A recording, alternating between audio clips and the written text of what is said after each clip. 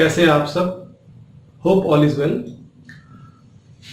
Last class में हमने has, have, had और उसके कुछ एग्जाम्पल्स पढ़े थे। आज हम एक नया चैप्टर पढ़ने जा रहे हैं, use of this, that, these और दोज। डियर स्टूडेंट्स, ये डेमोन्स्ट्रेटिव एडजेक्टिव्स हैं और जब कभी भी हम इशारा करके बात करते हैं तब इनका यूज करते हैं।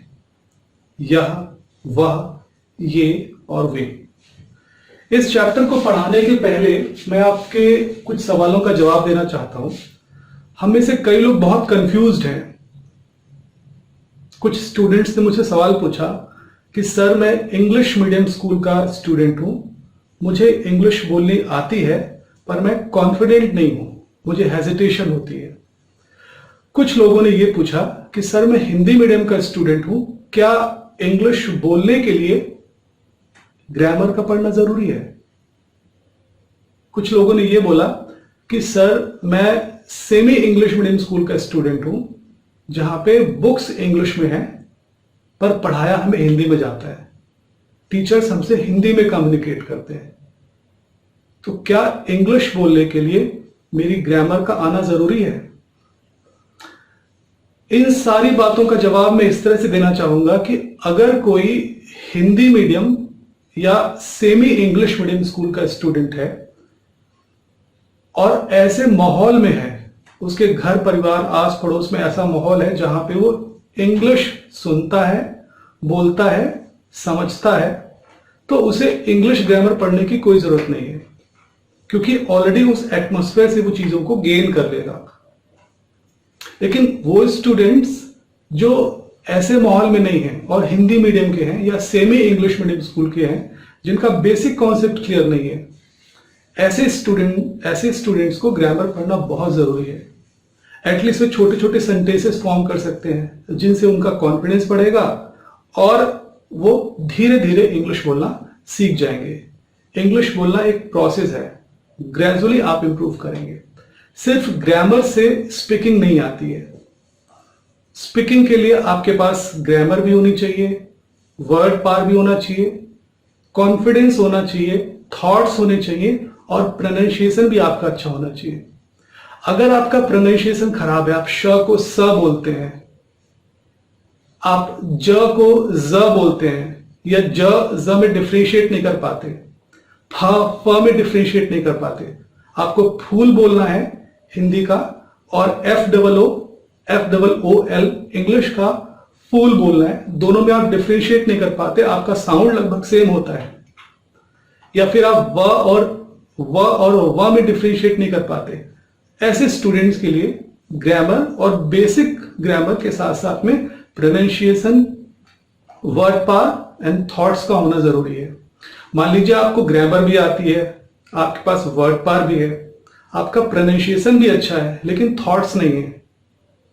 हम बात करते हैं गोधरा कांड की या कोई भी ऐसा टॉपिक, रैंडम टॉपिक ले लीजिए। हम बात करते हैं भारत और पाकिस्तान के रिलेशन की, हम बात करते हैं न्यूक्लियर फैमिलीज की, ज्वाइंट फैमिलीज की, लव एंड अरेंज मैरिजेस की। अगर आपके पास थॉट्स नहीं है तो आप नहीं बोल पाएंगे। डजंट मैटर आपको कितनी भी ग्रामर आती है, कितना भी वर्ड पर आपके पास में है।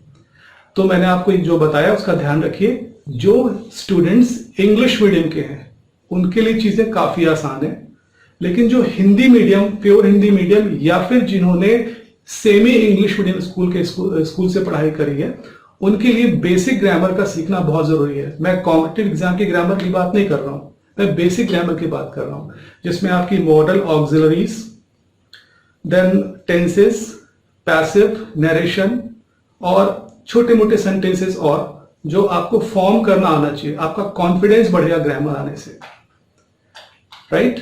चलिए आज का चैप्टर पढ़ते हैं, use of this, that, these and those. ये चारों डेमोन्स्ट्रेटिव एडजेक्टिव्स हैं और जब कभी भी हम इशारा करके बात करते हैं तो दिस, दैट, दीज, दोज का यूज करते हैं। जैसे मैंने कहा यह मेरा मार्कर है, वह मेरा मार्कर है, ये मेरे मार्कर्स हैं और वे मेरे मार्कर्स हैं। अक्सर लोग यह को ये बोलते हैं, ये मेरा भाई है, यह गलत है, यह मेरा भाई है, वो मेरा भाई है, नो, वह मेरा भाई है, यह मेरा भाई है, वह मेरा भाई है, ये मेरे भाई हैं और वे मेरे भाई हैं। आज हम यही पढ़ने जा रहे हैं। सो देखिए, दिस का मतलब होता है यह, एक व्यक्ति या वस्तु जो पास है, means it can be used for the living things as well as non living things. एक व्यक्ति या वस्तु जो पास में है, जैसे मैंने कहा यह मेरा मोबाइल है, so this is my mobile. वह मेरा मोबाइल है, that is my mobile. That का मतलब होता है वह, एक व्यक्ति या वस्तु जो दूर है। दीज का मतलब होता है ये, एक से ज्यादा व्यक्ति या वस्तुएं जो पास में है। दिस एक व्यक्ति के लिए यूज करते हैं जो पास में है, और दीज एक से ज्यादा व्यक्ति या वस्तुएं जो पास में है। ये भी पास के लिए, ये भी पास के लिए। This is used for singular and this is used for plural. That एक व्यक्ति या वस्तु जो दूर है, दोज एक से ज्यादा व्यक्ति या वस्तुएं जो दूर हैं। सो दैट का प्लूरल दोज। दिस और दैट चूंकि एक व्यक्ति के लिए यूज करते हैं, इसीलिए प्रेजेंट में इनके साथ में आता है इस, और पास्ट में आता है वॉज। जैसे मैंने आपको बताया यह मेरी नोटबुक है, दिस इज माई नोटबुक। वह मेरी नोटबुक है, दैट इज माई नोटबुक। यह मेरा दोस्त है, दिस इज माई फ्रेंड। वह मेरा दोस्त है, दैट इज माई फ्रेंड।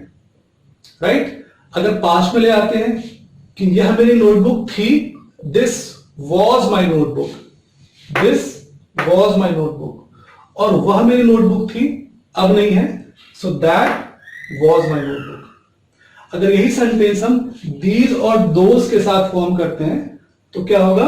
ये मेरी नोटबुक्स हैं, कई सारी नोटबुक्स हैं जो पास में हैं, so these are my notebooks, those are my notebooks. कई सारे नोटबुक्स जो दूर हैं, those are my notebooks.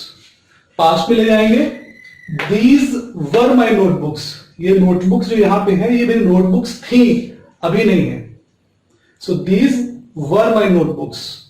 And past की बात करें, दोज वर माई नोटबुक्स। वो नोटबुक्स जो यहां पे रखी हुई हैं, वो मेरी नोटबुक्स थी, अब नहीं है। सो ध्यान रखिएगा, दिस का मतलब होता है यह, दैट का मतलब होता है वह, दीज का मतलब होता है ये, और दोज का मतलब होता है वे। ये चारों डिमॉन्स्ट्रेटिव एडजेक्टिव्स हैं। ध्यान रखिए, सेंटेंसेस को हम 6 तरह से फॉर्म कर सकते हैं। जैसे है यह मेरा पेन है, so this is my pen. यहां पे आप लिविंग थिंग्स और नॉन लिविंग थिंग्स, जैसा कि यहां मेंशन किया गया है कि व्यक्ति और वस्तु दोनों के लिए यूज कर सकते हैं। यह मेरा घर है, दिस इज माई हाउस। वह मेरा घर है, दैट इज माई हाउस। ये मेरे घर हैं, कई सारे घर हैं जो मेरे हैं, दीज आर माई हाउसेस।